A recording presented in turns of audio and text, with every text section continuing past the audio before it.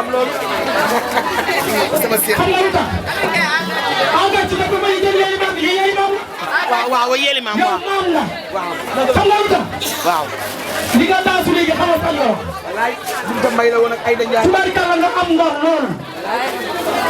Ndélla li ma la ñëwee wax kenn ñëw na ko. waaw c'est bon dama dugg. bu bokk day bëgg di bëgg tëgg si guddi. maa ngi jégalu la da ngay yëkkat sa téléphone woo ma. nga di ko ànd ak Ndeye Diarra. nga ñëw nga teral ma. te booba maa ngi rocc pétition ba maa ngi si bu bàttoo di ci bi. waaye dañ koo jar. tubaarkalla nga nekk nit ku ñàkk ki ñaan. xam nga moo ñàkk ki ñaan. ci sa morom mën dara nga ni ko mën nga. wallaay. ci sa morom baax nga ni ko baax nga. ci sa morom jongoma nga ni ko jongoma kenn dul la.